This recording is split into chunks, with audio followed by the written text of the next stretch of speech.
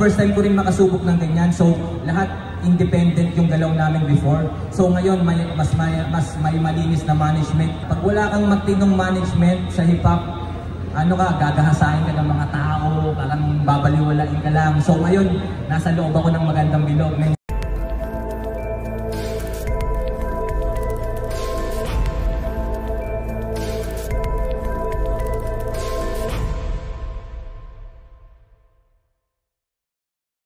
Pati naman yung bagong management under so, ano yung magiging effect nito sa musika mo?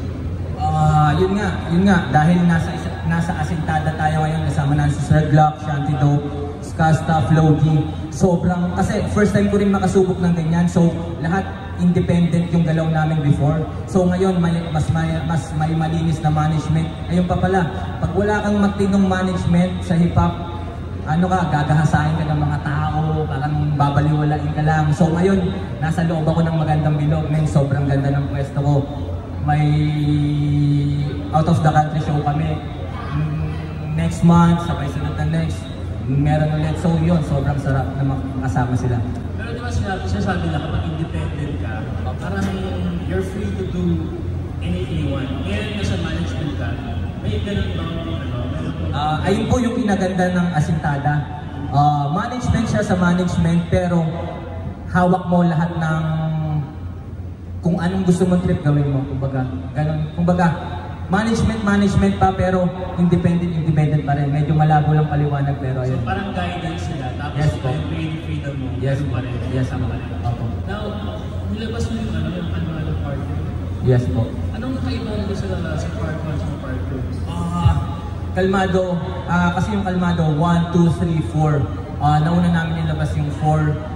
Pare-parehas lang na kalmado yon, kasi lagi lang naman paulit-ulit yung sinasabi ko sa kanta. Wala akong pwedeng isulat na iba. Pag hindi ko dinaanan, hindi ko pwedeng isulat. Hindi ko pwedeng sabihin na masyado akong matapang sa kanta. Lagi ko na sinasabi kanta kung paano ko naghirap, kung paano ko mapang, kung nasan ako ngayon. Yun lang, paulit-ulit lang. So parehas lang yun. Kalmado 1, 2, 3, 4. Actually hanggang Kalmado 12 yun. Ulit natin yun. Level ba na magiging Kalmado? Hindi naman. Sobrang random lang yun talaga. Basta Kalmado. Di ba nakikilak ka lang? Ano yung mga aral sa buhay, mga tips na nakukuha mo sa kanya? Okay. Dalawa kasi yung kay-Glock eh. Yung aral sa kanta, pwede kalahati. Yung aral na kalahati, yung pagiging professional sa ginagawa.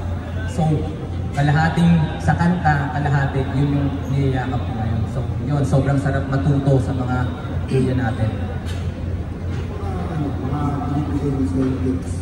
Ayun nga po, tingnan mo si Glock 9, matanda na siya, pero gumagawa pa rin siya ng kanta. Ako, ilang taon pa lang ako, pag nakita ko si Glock 9 laging may labas ng kanta, puno kagad ako, that's men. Diba? Tangay na, old school na to, naglalabas pa to ng bago, paano kaya itong mga bago na to, dapat maglabas rin tayo, dapat sabayin natin yung init ng Glock 9, diba?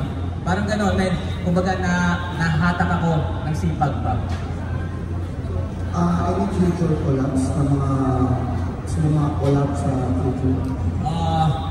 Future collab dito sa Pilipinas, syempre Glock 9. May kanta na kami ni Sir Glock, pero iba pa rin pag yung solo na dalawa lang kami. Glock 9. Sino pa ba? Basta gusto kong makasama lahat ng mga mahuhusay lang ba? Diba? Ako hindi naman sikat o ano, basta kung sino. Yung collab kasi madali na lang mag-collab eh. Pero pag naka-vibe mo yung isang tao, isang artist, susunod na lahat. So, halimbawa, itong tao na to, kahit sikat to, hindi ko naman trip to, hindi ko naman na to, walang ano. Pero diba, kung parehas tayo ng linya, parehas tayo ng takbo ng pag-iisip, sobrang dali lang ng collab. Pero ayun, Glock 9, Side, Looney, basta yung mga mahuhusay kilometra, yun lang sila lang, wala nang iba. Kamusta yung parang naging creative process mo pagdating sa music na ginagawa mo these days para sa mga physical na performance mo o yung paggawa ng mga?